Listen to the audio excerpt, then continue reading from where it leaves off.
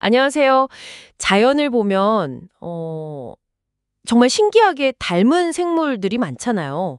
예를 들어 돌고래랑 상어, 뭐 이런 경우요. 네, 그렇죠. 겉모습만 보면 정말 비슷하죠. 근데 이게 진짜 뭐랄까 가족 관계라서 닮은 건지 아니면 그냥 비슷한 환경에 적응하다 보니까 그렇게 된 건지 궁금할 때가 많아요. 네, 아주 중요한 질문입니다. 오늘 저희가 살펴볼 자료들이 바로 그 생물학자들이 이 질문에 답하려고 사용하는 어떤 핵심적인 구분법, 상동이랑 유사에 대한 건데요. 이걸 도대체 어떻게 구분해낼까요? 사실 그 구분이 진화 연구의 핵심 중 하나죠. 먼저 유사, 영어로는 analogy라고 하죠. 이거부터 한번 얘기해 볼까요? 이건 기능은 비슷한데 알고 보면 완전히 다른 뿌리에서 온 형질들을 말하는 거죠. 네, 맞습니다. 기능은 같지만 진화적인 그 출발점은 다른 경우예요. 가장 흔한 예가 아마 새 날개랑 곤충 날개일 것 같아요. 둘 다 나는 데 쓰이잖아요. 그렇죠. 대표적인 예시죠. 근데 그 구조나 뭐 만들어지는 과정을 보면 전혀 다르다고요. 각자 독립적으로 비행이라는 어떤 문제를 해결하다 보니까 우연히 비슷한 모형이 된 거고요. 정확합니다.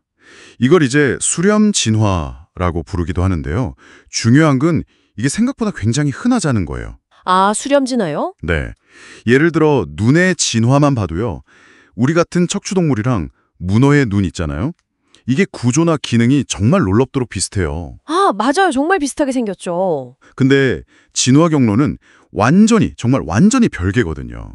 겉모습만 보면 거의 같은 설계도에서 나온 것처럼 착각하기 쉬운데 실제로는 아니라는 거죠. 와. 기능적인 필요성이 형태를 얼마나 강력하게 이끌 수 있는지 보여주는 그런 대목입니다. 와, 문어 눈이랑 우리 눈이 그렇게 다르면서도 비슷하다니 진짜 신기하네요. 그럼 반대로 상동, 호몰로지는 어떤 건가요? 이건 겉모습이나 기능이 좀 다르더라도 공통 조상한테서 물려받은 같은 뿌리의 형질이다. 뭐 이런 건가요? 네, 맞습니다. 상동의 핵심은 바로 그 공유된 역사예요.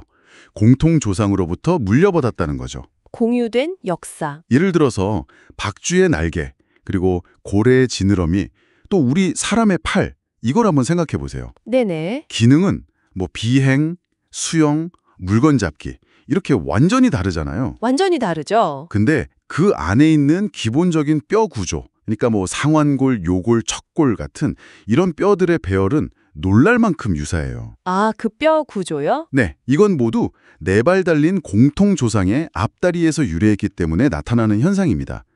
현재 기능보다는 이 공유된 기본 설계도 자체가 상동의 강력한 증거가 되는 거죠. 아하, 그러니까 기능이 완전히 달라도 그 밑에 깔려있는 구조적인 유사성? 특히 뭐랄까 현재 기능이랑 직접 관련 없어 보이는 그런 세부적인 공통점이 오히려 더 강력한 단서가 된다. 이 말씀이시군요. 네, 정확합니다. 마치 그 숨겨진 가족 증표 같다고 할까요? 네네. 생물학자들은 바로 그런 어떻게 보면 좀 사소해 보이는 공유된 특징들에 주목을 해요. 예를 들면 특정 뼈의 개수나 그 연결 방식 혹은 발생 과정에서의 유사성 같은 것들이죠. 발생 과정이요? 네. 기능적으로는 왜 굳이 이렇게 되어야 하지? 라고 설명하기 어려운 그런 특징들만으로 그냥 우연히 기능이 비슷해진 수렴진화, 즉 유사가 아니라 진짜 혈연관계, 상동을 시사하는 아주 강력한 증거가 됩니다. 이런 단서들을 하나하나 맞춰가면서 생명의 역사를 재구성하는 거죠. 아, 그렇군요. 그럼 이 두 개념, 상동이랑 유사를 구분하는 게 왜 그렇게 중요한 건가요? 그냥 뭐 닮았다 정도로 넘어가면 안 되나요? 이게 정말 중요한데요. 왜냐하면 생명의 진화 계통수, 우리가 흔히 생명의 나무라고 부르는 것을 정확하게 그리는데 이게 필수적이기 때문입니다. 생명의 나무요? 네. 만약에 유사성을 상동성으로 착각하게 되면 전혀 관련 없는 종들을 가깝다고 잘못 분류하게 되는 거죠. 예를 들어서 단중에 날개가 있다는 이유만으로 새하고 벌을 가까운 친척으로 묶을 수는 없지 않습니까? 아, 그렇죠. 그건 말이 안 되죠. 네. 상동과 유사를 제대로 구별함으로써 우리는 어떤 특성이 정말 공유된 조상으로부터 온 것인지, 그리고 어떤 것이 환경에 대한 독립적인 적응의 결과인지를 판별할 수 있게 됩니다. 그래야 진화의 실제 경로를 제대로 추적할 수 있는 거죠. 그렇군요.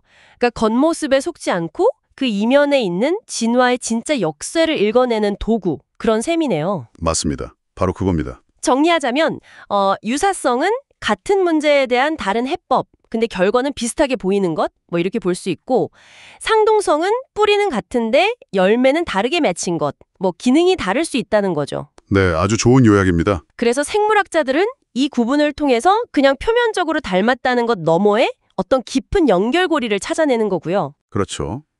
자, 그럼 마지막으로 이런 관점을 우리 주변으로 한번 확장해보면 어떨까 싶어요. 네, 어떤 거죠? 혹시 자연이나 아니면 우리 인간이 만든 기술 속에서 겉보기엔 비슷하지만 전혀 다른 원리나 목적으로 만들어진 것들, 그러니까 유사 관계에 있는 것들과 반대로 형태는 좀 달라도 동일한 기본 설계나 원칙, 즉 상동 관계에서 파생된 것들의 예를 한번 찾아볼 수 있을까요? 아, 흥미로운 질문인데요. 예를 들면 뭐 자동차 바퀴랑 탱크의 캐터필러 같은 거요.